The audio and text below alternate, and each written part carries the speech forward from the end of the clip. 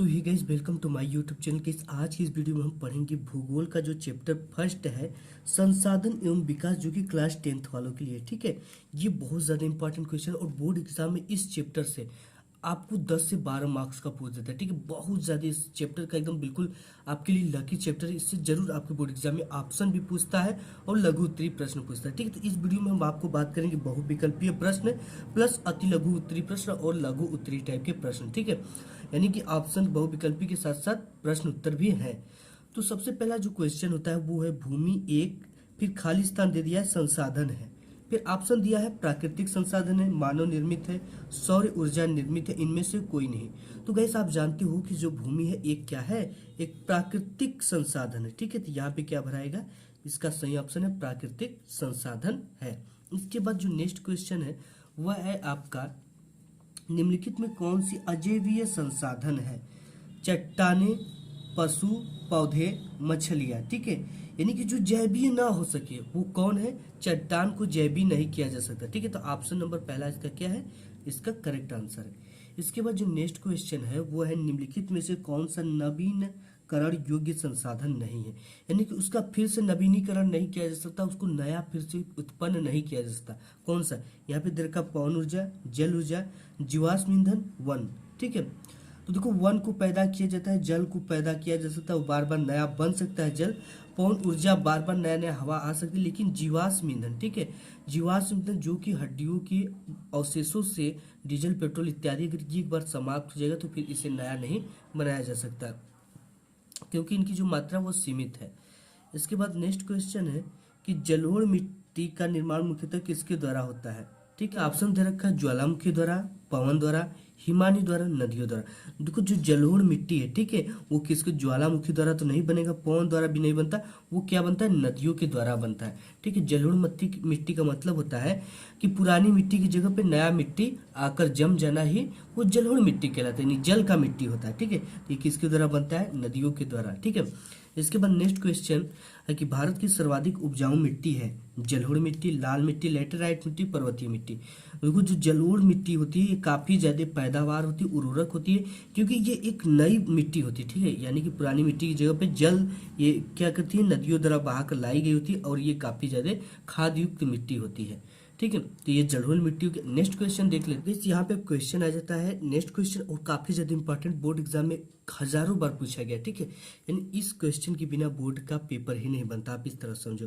तो next question है कि खादर एवं बांगर में अंतर स्पष्ट कीजिए। ठीक है, खादर से नाम ही स्पष्ट हो जाती है खाद युक्त मिट्टी, और बांगर यानी होता है जो बंजर मिट्टी होता है। ठीक है, तो इनमें अंतर आपको स्पष्ट करना है। तो लिखना है आपको वह भूमि जहाँ बाढ़ के पानी, इस तरह से हम यहाँ पे बता दे रहे हैं आपको कि वह भूमि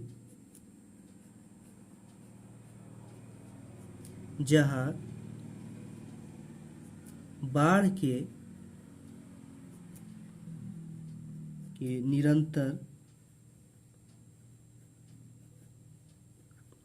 बाढ़ की निरंतर, यानी कि बाढ़ का जो पानी होता है, ठीक है, बाढ़ की निरंतर या बाढ़ का पानी निरंतर पहुंचने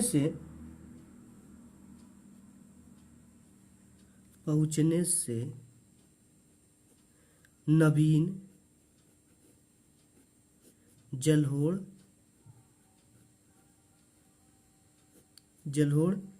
मृदा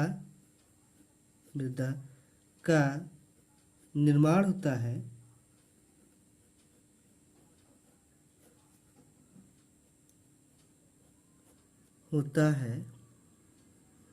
उसे खादर कहते हैं।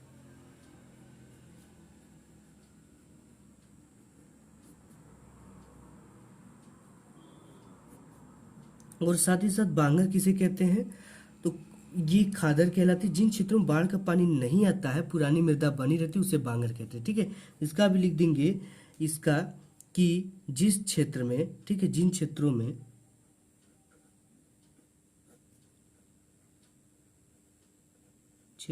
में बाढ़ का पानी नहीं आता, पुरानी मृदा बनी रहती है, पुरानी मृदा यानी मिट्टी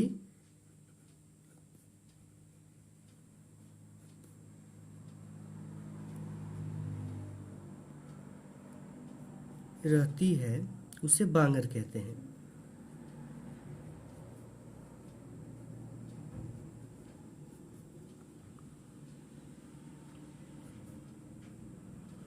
तो ये क्वेश्चन हो गया, खादर एवं बांगर में अंतर स्पष्ट कीजिए।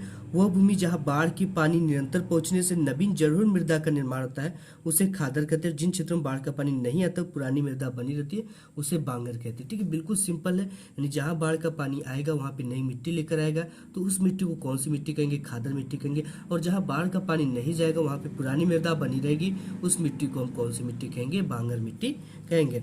इसके बाद नेक्स्ट क्वेश्चन काफी ज्यादा इंपॉर्टेंट है, जलोढ़ मिट्टी की दो विशेषताएं बताइए। ठीक है, तो पहले जान लेते हैं कि जलोढ़ मिट्टी कहाँ कहाँ पाई जाती है, इनके कुछ क्षेत्र हम जान लेते हैं। ठीक है, जलोढ़ मिट्टी उत्तर की विशाल मैदान के अंतर्गत पंजाब, हरियाणा, उत्तर प्रदेश, उत्तराखंड, बिहार एवं पश्चिम बंगाल में पाई जाती है। ठीक है, इनकी दो विशेषताएं क्या होती है? क्योंकि ये जो मिट्टी होती है उच्च उर्वरा शक्ति संपन्न होती है और इसमें धान, गेहूं, जौ, चना, गन्ना, मटर की पैदावार अनुकूल होती है। तो इसकी जो दो विशेषताएं यही है कि ये जो मिट्टी होती है जलोढ़, ये उच्च उर्वरा शक्ति संपन्न होती है और धान, गेहूं, जौ, चना, गन्ना, मटर की पैदावार के अनुकूल होती है। इसके बाद नेक्स्ट क्वेश्चन है गाइस कि मृदा क्षरण से आप क्या समझते हैं? भू क्षरण रोकने के उपाय लिखिए। ठीक है, मृदा क्षरण का मतलब होता है मृदा यानी मिट्टी, क्षरण यानी उसका नष्ट। ठीक है, वहां से बह जाना या वहां से भ्रष्ट हो जाना यानी हट जाना। ठीक है, यानी किसी भी मिट्टी का अपनी जगह से बहकर दूसरी जगह पे चले जाना और वहां पे जो जगह है खाली हो जाता है उसे कहते हैं मृदा क्षरण। देखो यहाँ पे जल व वायु के प्रभाव से मिट्टी की ऊपरी परत का बहकर या उड़कर स्थानांतरित होना क्षरण कहलाता है। ठीक है, क्या कहलाता है? जल या वायु के प्रभाव से। जब भी बहेगा मिट्टी तो किससे बहेगा? जल से बहेगा या तो वायु के प्रभाव से मिट्टी की ऊपरी परत का बहकर या उड़कर स्थानांतरित होना ही मृदा क्षरण कहलाता है। इसको रोकने की क्या क्या उपाय है? वृक्षारोपण पहला उपाय क्या है? आप ज्यादा से ज्यादा वृक्षारोपण लगाएंगे जिससे जल का कटाव कम होगा और ये मिट्टी जो होगी वो बहेगी नहीं। दूसरा है कि खेतों में मेड़ का निर्माण कर देना जिससे कि मिट्टियां नहीं बहती है। खेतों जो मेड़ होता है ना, जो मेड़ होता है ऊंचाई पे होता है तो वो क्या कर लेता है कि यहाँ से बहती है तो इसको रोक लेता है। इसके बाद जो तीसरा है इसमें इसका उपाय वो ढालों पर सीढ़ीदार खेत बनाना। ठीक है, अगर आप सीढ़ीदार नहीं बनाएंगे ऐसे ऐसे कर कर तो ये क्या होंगी कि एकाएक बहकर नीचे आ जाती है ऐसे, तो ये सीढ़ी में रुकेंगी, यहाँ पे रुकेंगी, यहाँ पे रुकेंगी। तो गाइस आज की वीडियो में बस इतना ही, मिलेंगे एक नेक्स्ट वीडियो में, तब तक के लिए धन्यवाद।